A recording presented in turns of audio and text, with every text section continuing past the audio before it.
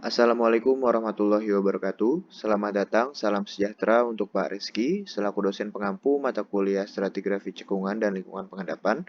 Saya Bagas Satria Fadlilah, mahasiswa Geologi UI angkatan 2020 dengan nomor pokok mahasiswa 200-652-6264 akan menjelaskan dan mepresentasikan materi mata kuliah Stratigrafi Cekungan dan Lingkungan Pengendapan, yaitu Volcanic Rocks dan Sedimen.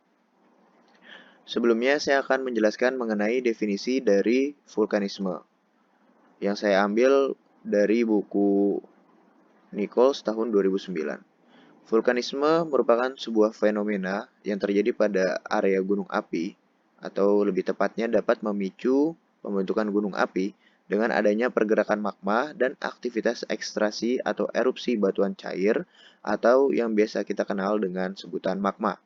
Magma keluar dari dalam permukaan bumi, yaitu dari dalam magma chamber, melalui corong gunung api maupun celah-celah di sekitar adanya ekstraksi atau erupsi tersebut.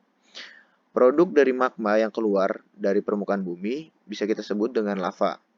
Di permukaan bumi, lava tentunya akan mengalami pendinginan dan pengerasan akibat adanya perubahan suhu yang signifikan, yaitu sebuah pendinginan, dan ketika lava mengeras dan terkompaksi akan disebut dengan volcanic rocks, yang merupakan istilah untuk batuan hasil atau produk vulkanisme.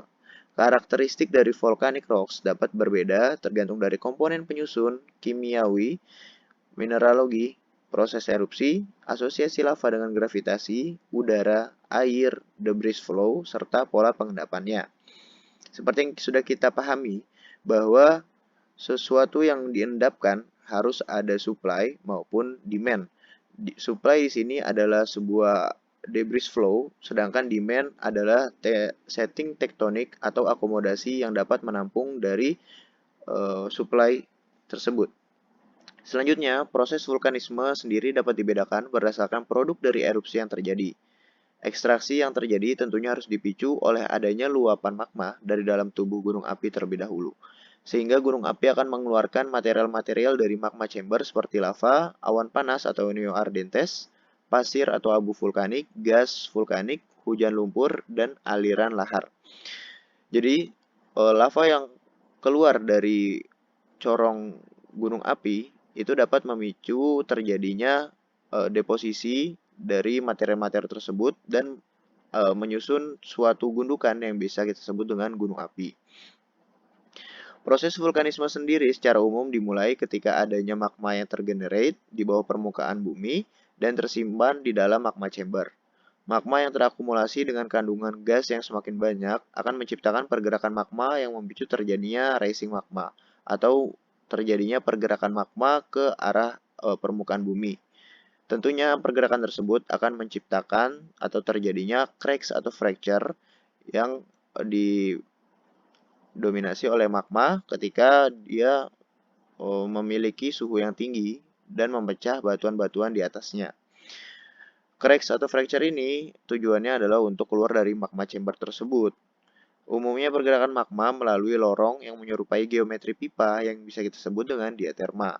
Pergerakan magma dibedakan menjadi intrusi magma dan ekstruksi magma. Selanjutnya kita akan membahas mengenai intrusi dan ekstruksi magma. Untuk intruksi magma merupakan sebuah proses keluarnya magma atau bergeraknya magma dari magma chamber melalui celah-celah batuan.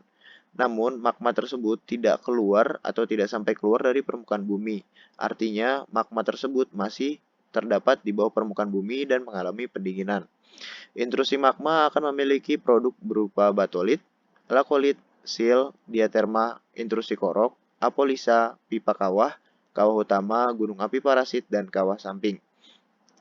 Sedangkan ekstruksi magma merupakan sebuah proses keluarnya magma dari magma chamber melalui celah-celah batuan hingga sampai keluar dari permukaan bumi. Proses ekstruksi magma dibagi menjadi dua bagian berdasarkan prosesnya, yaitu erupsi efusif dan ekstrusif. Efusif sendiri memiliki definisi sebagai keluarnya magma dari permukaan bumi berupa lelehan lava yang mengalir atau flow melalui retakan, rekahan, dan lubang-lubang kawah yang ada di sekitar pusat efusif. Sedangkan eksplosif merupakan keluarnya magma dari permukaan bumi berupa ledakan yang mengeluarkan material-material padat atau bisa kita sebut dengan piroklastik, seperti ash, tuff, lapilli, blok, dan bom, disertai adanya gas dan fluida. Material piroklastik tersebut dapat kita bedakan atau klasifikasikan berdasarkan ukuran dari masing-masing klasifikasi tersebut. Aktivitas vulkanisme di lingkungan terestrial atau daratan umumnya disebabkan oleh adanya konvergen yang merupakan penunjaman lempeng samudra terhadap lempeng benua sehingga terjadinya subduksi dan memicu pelelehan di bawah permukaan bumi dan terjadinya pergerakan magma. Ketika terjadi konvergen, maka lempeng samudra yang memiliki densitas lebih berat dibandingkan lempeng kontinental akan menujam ke bawah lempeng benua. Dari penujuman tersebut terjadi sebuah gaya gesekan yang luar biasa sehingga menciptakan suhu dan temperatur yang meningkat dengan drastis sehingga terjadinya pelelehan terhadap material-material atau batuan yang ada pada proses penujaman tersebut. Proses penujaman tersebut akan menciptakan magma dan memiliki pergerakan magma yang bergerak secara vertikal ke atas permukaan bumi sehingga akan memicu terjadinya proses erupsi atau proses aktivitas vulkanisme. Tipe erupsi sendiri dapat diklasifikasikan ke dalam 3 jenis, yaitu Plinian eruption, Strombolian atau Hawaiian eruption, serta Vulcanian eruption. Untuk definisi dari Plinian eruption merupakan proses erupsi dengan kekuatan yang besar, eksplosif, jenis magmanya memiliki viskositas tinggi dengan komposisi andesitik sampai rheolic. Erupsi tipe ini umumnya akan mengeluarkan banyak sekali komponen pumice sehingga akan terjadi luapan besar ke udara yang menciptakan pyroclastic fault. Jangkauan persebaran deposit dari pyroclastic fault tersebut mencapai ratusan kilometer persegi. Material pyroclastic akan banyak termuntahkan dari erupsi ini. Pada sekitar area vent akan terdapat deposit pyroclastic dengan rata-rata ketebalan 10 hingga 20 meter. Karakteristik material erupsi adalah class supported, angular, fragmented, dan lithic fragment. Fabrik yang didapatkan bertipe masif. Untuk penggambaran atau sketsa dari Plinian eruption dapat kita lihat pada gambar di bawah berikut. Ini memiliki daya dorong eksplosif yang luar biasa sehingga dia akan mendriven atau memindahkan gas-gas yang memiliki kandungan dari ash atau pyroclastic fault tersebut untuk menyebar dan jarak jangkauan penyebarannya dapat mencapai 100 km. Selanjutnya merupakan Strombolian atau Hawaiian eruption. Hawaiian eruption sendiri itu merupakan erupsi yang dicirikan dengan produk material yang memiliki banyak karakteristik solidifies sampai glassy, umumnya berupa skoria dengan penyebaran yang berhamburan. Deposit memiliki pemilihan poorly sorted, ukuran coarse lapilli, serta piroklasik dengan ukuran bom atau blok yang interbedded dengan lava yang membuat sebuah geometric crowns dekat dengan vents. Nah, kita bisa lihat penggambaran dari terjadinya erupsi secara Strombolian atau Hawaiian. Di sini kita melihat bahwa adanya lava flow dan dengan demikian kita dapat menginterpretasikan bahwa pendinginan yang terjadi pada lava flow ini adalah pendinginan yang rapid cooling karena selain dia meleleh dan menyebabkan lava flow, di sini juga karakteristik dari depositnya itu umumnya memiliki coarse lapilli. Ya, coarse lapilli serta piroklasik dengan ukuran bom atau blok. Jadi daya dorongnya masih tergolong ke tinggi. Daya eksplosifnya. Kemudian merupakan erupsi tipe selanjutnya yaitu Vulcanian eruption, yaitu erupsi yang terjadi dengan membawa material piroklasik berkomposisi basaltik atau basa hingga andesitik. Jadi dia komposisinya ada asam dan basa. Ekstraksi magma hingga menjadi erupsi tergolong tingkat sedang dengan membawa material tepra dengan volume relatif sedikit dan terjadinya eksplosif. Saat terjadinya eksplosif. Berikut merupakan penggambaran dari Vulcanian eruption. Selanjutnya penjelasan mengenai penyebab dari terjadinya aktivitas vulkanisme pada lingkungan laut atau marine. Untuk vulkanisme yang terjadi pada lingkungan laut, umumnya adalah ekstrusi magma dengan confining pressure dan terjadi eksplosif tingkat rendah karena kurang melimpahnya gas yang memiliki kapabilitas untuk mendorong magma keluar ke atas permukaan atau dasar dari permukaan laut tersebut. Komposisi magma yang dikeluarkan umumnya bersifat riolitik dengan rapid cooling. Tentunya ketika magma keluar dari bawah permukaan bumi akan langsung eh, terjadinya pendinginan akibat bertemunya dengan air laut.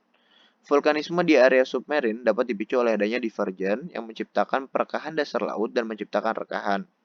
Contohnya berupa more atau mid-oceanic ridge. Pembahasan selanjutnya merupakan sedimen vulkanik yang berasosiasi dengan akomodasinya yaitu setting tektonik. Sedimen vulkanik dapat memiliki pola sedimentasi yang berbeda-beda, tergantung dari berbagai setting tektonik yang menyediakan akomodasi dalam menampung suplai sedimen yang dihasilkan akibat adanya pergerakan erupsi magma tersebut. Berikut merupakan beberapa tipe setting tektonik yang berasosiasi dengan aktivitas vulkanisme. Yang pertama adalah Mid-Oceanic Ridge Volcanism. Nah, gambar di bawah ini merupakan produk-produk dari terjadinya aktivitas vulkanisme pada lingkungan MOR atau Mid-Oceanic Ridge. Seperti yang sudah kita tahu, geometri dari MOR sendiri itu berbentuk linear, narrow volcanic, dan merupakan daerah konstruksif yang membentuk boundary dari dua tectonic plates. Dua tectonic plates di sini adalah dapat berupa divergen maupun konvergen. Jadi dapat berupa perekahan dari lempeng samudra yang menjadi dua samudra yang memisah dan menyebabkan adanya MOR. Aktivitas magma atau magmatism yang terjadi di MOR adalah bertipe basalt. Erupsi MOR juga menghasilkan magma dengan tipe predominantly andesite, desite, dan pyrite. Nah, setting tektonik MOR ini secara eksklusif akan mengalami pendinginan yang cepat, tentunya karena adanya rapid cooling akibat langsung bertemunya dengan air laut. Kemudian lembahan pada MOR yang memiliki rekahan akan menjadi jalan keluarnya magma basalt dari bawah permukaan bumi. Keluarnya magma basalt dengan rapid cooling akan memberikan kelimpahan pilau basalt, yaitu sebuah produk dari eh, aktivitas vulkanisme MOR itu sendiri yang akan terendapkan pada dasar laut sekitar MOR. Selain itu, produk lainnya pada setting MOR adalah volcanic breccia, lava flow, dan deposit dari pyroclastic. Volcanic rocks yang terbentuk akan berasosiasi dengan sedimen pelagic seperti radiolarian chert, siliceous green, limestone, dan red clay. Selain sedimen pelagic di atas, endapan sedimen metalliferous juga dapat ditemukan terakumulasi di sekitar hydrothermal vents menurut Ansel tahun 1991. Nah, di sini kita dapat melihat ada 9 contoh produk dari aktivitas vulkanisme yang terjadi di lingkungan MOR. Nah, kita lihat ini adalah sebuah pilau basalt yang tentunya mengalami rapid cooling. Kemudian setting tektonik yang kedua adalah intraplate continental volcanism, yang merupakan sebuah setting tektonik yang memiliki dominansi gaya ekstensional, yaitu gaya penarikan, yang terjadi pada lempeng. Hal ini tentunya akan memudahkan magma untuk bergerak dan naik ke permukaan, karena setting ini berkaitan erat dengan siklus awal dari pembentukan sek basin atau aulakogen. Jadi geometrinya ini seperti sebuah lempeng yang ditarik dan mengalami penipisan serta gaya gesek yang menyebabkan magma dapat dengan mudah untuk menembus lapisan tersebut. Kemudian magma ini yang di setting tektonik ini bersifat asam dengan karakteristik endapan lava yang memiliki ketebalan relatif tebal dan lavanya juga memiliki kemampuan untuk mengisi lembahan. Artinya supply dari magma chamber itu lumayan berlimpah atau abundan. Nah, kemudian yang ketiga adalah continental rift zone yang merupakan keretakan yang terjadi pada bagian kontinental ya pada lempeng benua. Keretakan yang terjadi dapat berupa jalur magma untuk erupsi ke permukaan bumi. Continental rifting sendiri berpotensi untuk terjadinya graben pada sepanjang tubuhnya. Seperti yang kita lihat di sini ada geometri host dan graben. Oke. Pada setting tektonik ini dapat dijumpai aliran piroklastik dan igneous ridge. Selain itu, adanya erosi dan rework dapat menyebabkan material berasosiasi dengan fluvial serta lacustrine. Nah, ini mengalami zona rifting atau keretakan, perekahan. Kemudian zona tersebut mengalami penipisan di bagian litosfer. Kita bisa lihat. Dan bagian kontinental crustnya ini mengalami keretakan, jadi menyebabkan host dan graben. Nah, upper mantle mendorong dari sirkulasi magma untuk menembus ke bagian atas, seperti ini. Sehingga magma bergerak ke atas dan mengalami pendinginan. Nah, setelah mengetahui proses serta setting tektonik yang menyediakan akomodasi bagi proses vulkanisme, selanjutnya merupakan fasies-fasies ideal dalam penempatan deposisi aktivitas vulkanisme yang saya ambil menurut Bogie dan McKenzie pada tahun 1998. Gambar di bawah ini merupakan sebuah sketsa secara vertikal pada paper yang saya menjadikan referensi. Di sini kita bisa lihat ada 4 fasies yang dibagi oleh Bogie dan McKenzie, yaitu ada fasies sentral, fasies proksimal, fasies medial, dan fasies distal. Dapat kita lihat bahwa fasies sentral ini memiliki kedekatan dari sumber vulkanisme atau aktivitas vulkanisme yang dekat. Dia memiliki elevasi yang tentunya juga lebih tinggi dibandingkan dengan elevasi ketiga fasies lainnya. Di sini untuk penyusunnya ada siliceous dome, Van Brescia, aglomerat, dan batuan-batuan intrusi seperti dike dan seal. Oke. Kemudian ada fasies proksimal yang memiliki susunan lava, tuff brescia, lapilli tuff. Dia memiliki jarak antara proksimal dengan pusat dari vulkanisme itu berjarak sekitar 5-10 km. Dan proksimal ini tentunya akan mengelilingi fasies sentral. Untuk medial itu memiliki lahar dan tuff, di mana untuk pergerakan lahar sendiri, seperti yang kita sudah tahu, adalah sebuah lava yang berasosiasi dengan pendinginan akibat adanya aliran air dan turun melalui dataran dengan elevasi yang lebih rendah. Untuk distal sendiri, itu akan berasosiasi dengan penyusunan lacustrine siltstone, konglomerat, dan interbedded sandstone dan tuff. Oke, seperti ini. Dan berikut merupakan referensi yang saya gunakan, baik itu dari buku dan paper. Baik, cukup mungkin yang sudah saya sampaikan. Apabila masih banyak kekurangan, saya mohon maaf. Wabillahi taufiq wal hidayah. Wassalamualaikum warahmatullahi wabarakatuh.